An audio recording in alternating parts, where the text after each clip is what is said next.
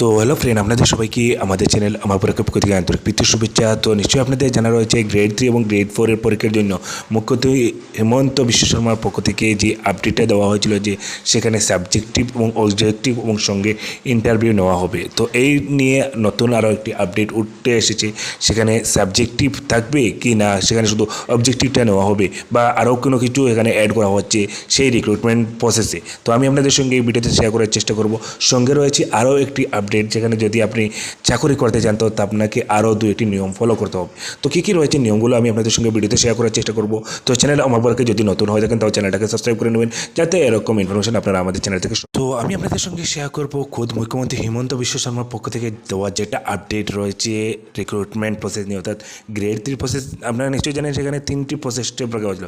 সেখানে men's, prelims, men's এবং ইন্টারভিউয়ের কথা যেটা ছিল এপিএসসি ধাপে নেওয়ার কথা, কিন্তু সেখানে কারো মন্তব্য এরকম তুলে ধরা হয়েছে সেই পরীক্ষার প্রসেসটা চেঞ্জ করার জন্য। তো মুখ্যমন্ত্রী হেমন্ত বিশ্ব শর্মার পক্ষ থেকে যে আপডেটটা দেওয়া হয়েছে যদি আমি আপনাদেরকে দেখিয়ে দিই, এখানে দেখতে পারেন we have decided to reconsider this issue based on the response received from various party regarding the change of এডিআরই examination. তো দেখতে পারেন সেটা রয়েছে এডিআরই এক্সামিনেশন রিলেটেড। তো যদি আমি আপনাদেরকে এখানে একটা কথা বা এখানে আপডেট দিই, সেখানে আপনারা খুব শীঘ্রই সেই বিষয়ে একটি বড় ধরনের আপডেট পেতে চলেছেন। যে 3টি প্রসেস অর্থাৎ এপিএসসি প্রসেসে নেওয়ার কথা ছিল, হয়তো এর মধ্যে বড় ধরনের চেঞ্জ আসতে চলেছে। হয়তো এরকমই হতে পারে যে যেটা সাবজেক্টিভ অর্থাৎ মেন্সে যেরকম সাবজেক্টিভ হয়ে থাকে, প্রিলিমসে যেরকম অবজেক্টিভ এবং মেন্সে যেরকম সাবজেক্টিভ থাকে, তো সেটা হয়তো একদম বিলুপ্ত হয়ে যেতে পারে পরীক্ষাটা, এবং সঙ্গে ইন্টারভিউ ফেস করা এরকমই থাকতে পারে। তো আরেকটা আপডেট আমি আপনাদের সঙ্গে শেয়ার করার কথা ছিল, সেটা হচ্ছে যদি আপনি চাকরি করতে চান অসম সরকারের যে কোনো বিভাগে, তো আপনাকে পিআরসিটা